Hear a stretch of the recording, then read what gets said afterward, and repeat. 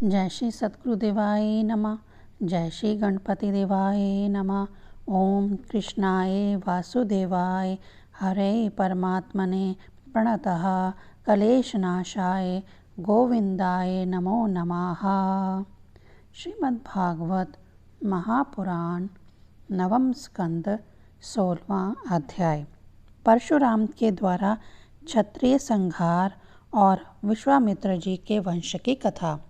श्री सुखदेव जी कहते हैं, परीक्षित, अपने पिता की यह शिक्षा भगवान परशुराम ने जो आज्ञा कहकर स्वीकार की, इसके बाद वे 1 वर्ष तक तीर्थ यात्रा करके अपने आश्रम पर लौट आए। एक दिन की बात है, परशुराम जी की माता रेणुका गंगा तट पर गई हुई थी। वहां उन्होंने देखा कि गंधर्वराज चित्ररथ कमलों की माला पहने अप्सराओं के साथ विहार कर रहा था। वे जल लाने के लिए नदी तट पर गई थी, परंतु वहां जल क्रीड़ा करते हुए गंधर्व को देखने लगी और पतिदेव के हवन का समय हो गया था। इस बात को भूल गईं। उनका मन कुछ कुछ चित्ररथ की ओर खिंच भी गया था। हवन का समय बीत गया, यह जानकर वह महर्षि जमदग्नि के शाप से भयभीत हो गई और तुरंत वहां से आश्रम पर चली आई। वहां जल का कलश महर्षि के सामने रखकर हाथ जोड़कर खड़ी हो गई। जमदग्नि मुनि ने अपनी पत्नी का मानसिक व्यभिचार जान लिया और क्रोध करके कहा, मेरे पुत्रों, इस पापिन को मार डालो। परंतु उनके किसी भी पुत्र ने उनकी वह आज्ञा स्वीकार नहीं की।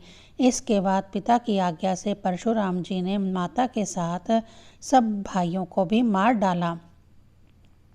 इसका कारण था, वह अपने पिताजी के योग और तपस्या का प्रभाव भली भांति जानते थे। परशुराम जी के इस काम से सत्यवती नंदन महर्षि जमदग्नि बहुत प्रसन्न हुए और उन्होंने कहा, बेटा, तुम्हारी जो इच्छा हो वर मांग लो। परशुराम जी ने कहा, पिताजी, मेरी माता और सब भाई जीवित हो जाएं तथा उन्हें इस बात की याद ना रहे कि मैंने उन्हें मारा था। परशुराम जी के इस प्रकार कहते ही जैसे कोई सोकर उठे, सब के सब अनायास ही सकुशल उठ बैठे। परशुराम जी ने अपने पिताजी का तपोबल जानकर ही तो अपने सुहृदों का वध किया था। परीक्षित, सहस्रबाहु अर्जुन के जो लड़के परशुराम जी से हार कर भाग गए थे, उन्हें अपने पिता के वध की याद निरंतर बनी रहती थी। कहीं एक क्षण के लिए भी उन्हें चैन नहीं मिलता था। एक दिन की बात है, परशुराम जी अपने भाइयों के साथ आश्रम से बाहर वन की ओर गए हुए थे। यह अवसर पाकर वैर साधने के लिए सहस्रबाहु के लड़के वहां आ पहुंचे। उस समय महर्षि जमदग्नि अग्निशाला में बैठे हुए थे और अपने समस्त वृत्तियों से पवित्र कीर्ति भगवान के ही चिंतन में मग्न हो रहे थे। उन्हें बाहर की कोई भी सुध ना थी। उसी समय उन पापियों ने जमदग्नि ऋषि को मार डाला। उन्होंने पहले से ही ऐसा पाप पूर्ण निश्चय कर रखा था। परशुराम की माता रेणुका बड़ी दीनता से उनसे प्रार्थना कर रही थी, परंतु उन सबों ने उनकी एक ना सुनी। वह बलपूर्वक महर्षि जमदग्नि का सिर काट कर ले गए। परीक्षित, वास्तव में वे नीच क्षत्रिय अत्यंत क्रूर थे। सती रेणुका दुख और शोक से आतुर हो गई। वह अपने हाथों अपनी छाती और सिर पीट पीट कर जोर जोर से रोने लगी। परशुराम, बेटा परशुराम, शीघ्र आओ। परशुराम ने बहुत दूर से माता का हा राम यह क्रुदन सुना, करुण क्रुदन सुन लिया। वह बड़ी शीघ्रता से आश्रम पर आए और वहां आकर देखा कि पिताजी मार डाले गए हैं। परीक्षित, उस समय परशुराम जी को बड़ा दुख हुआ।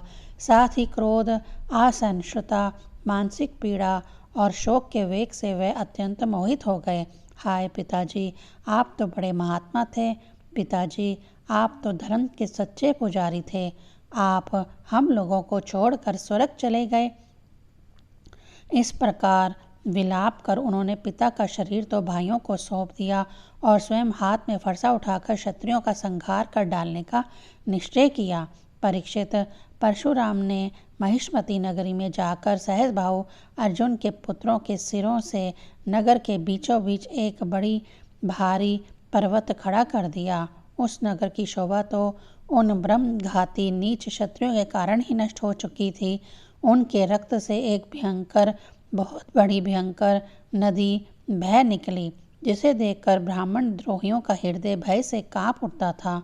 भगवान ने देखा कि वर्तमान क्षत्रिय अत्याचारी हो गए हैं, इसलिए राजन उन्होंने अपने पिता के वध को निमित्त बनाकर 21 बार पृथ्वी को क्षत्रियहीन कर दिया और कुरुक्षेत्र के सीमांत पंचक में ऐसे ऐसे 5 तालाब बना दिए जो रक्त के जल से भरे हुए थे। परशुराम जी ने अपने पिताजी का सिर लाकर उनके धड़ से जोड़ दिया और यज्ञों द्वारा सर्वदेवमय आत्मस्वरूप भगवान का यजन किया। यज्ञों में उन्होंने पूर्व दिशा होता को, दक्षिण दिशा ब्रह्मा को, पश्चिम दिशा आर्यवर्ध को और उत्तर दिशा सामगान करने वाले उद्गाता को दे दी। इस प्रकार अग्निकोण आदि विदशाएं ऋतजों को दी, कश्यप जी को मध्य भूमि दी, उपदृष्टा को आर्यवर्त दिया और दूसरे सदस्यों को अन्य दिशाएं प्रदान कर दी। इसके बाद यज्ञांत स्नान करके वे समस्त पापों से मुक्त हो गए और ब्रह्म नदी सरस्वती के तट पर मेघ रहित सूर्य के समान शोभामान हुए। महर्षि जमदग्नि को स्मृति रूप संकल्पमय शरीर की प्राप्ति हो गई। परशुराम से जी से सम्मानित होकर वे सप्त ऋषियों के मंडल में 7वें ऋषि हो गए।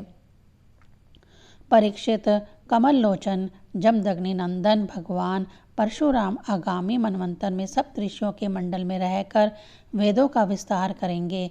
वह आज भी किसी को किसी प्रकार का दंड ना देते हुए शांत चित्त से महेंद्र पर्वत पर निवास करते हैं।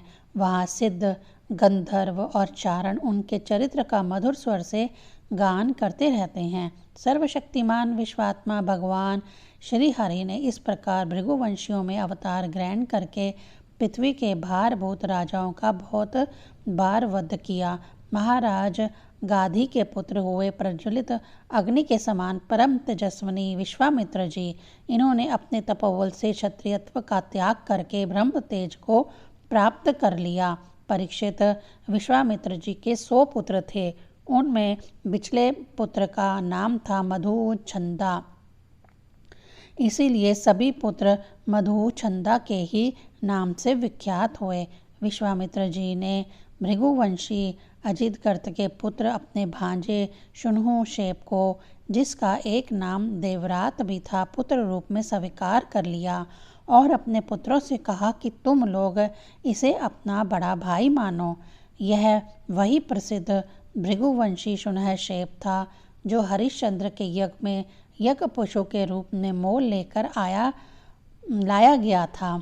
विश्वामित्र जी ने प्रजापति वरुण आदि देवताओं की स्तुति करके उसे पाश बंधन से छुड़ा लिया था। देवताओं के यज्ञ में यह शुनहुशेप देवताओं द्वारा विश्वामित्र जी को दिया गया था। अतः देवे राधा इस व्युत्पत्ति के अनुसार गाधी वंश में यह तपस्वी देवरात के नाम से विख्यात हुआ। विश्वामित्र जी के पुत्रों में जो बड़े थे उन्हें शुनहुशेप का बड़ा भाई मानने की बात अच्छी ना लगी। इस पर विश्वामित्र जी ने क्रोधित होकर उन्हें शाप दे दिया कि दुष्टों, तुम सब मलेच्छ हो जाओ। इस प्रकार जब 49 भाई मलेच्छ हो गए तब विश्वामित्र जी के बिचेले पुत्र मधुछंदा ने अपने से छोटे 50 भाइयों के साथ कहा, पिताजी, आप लोग हम लोगों को जो आज्ञा करते हैं हम उसका पालन करने के लिए तैयार हैं। यह कहकर मधुछंदा ने मंत्रदिष्टा शुनहुशेप को बड़ा भाई स्वीकार कर लिया और कहा कि हम सब तुम्हारे अनुयायी छोटे भाई हैं। तब विश्वामित्र जी ने अपने इन आज्ञाकारी पुत्रों से कहा, तुम लोगों ने मेरी बात मानकर मेरे सम्मान की रक्षा की है, इसलिए तुम लोगों जैसे सुपुत्र प्राप्त करके मैं धन्य हुआ। मैं तुम्हें आशीर्वाद देता हूँ कि तुम्हें भी सुपुत्र प्राप्त होंगे। मेरे प्यारे पुत्रों, यह देवरात शुनहुशेप भी तुम्हारे ही गोत्र का है। तुम लोग इसकी आज्ञा में रहना।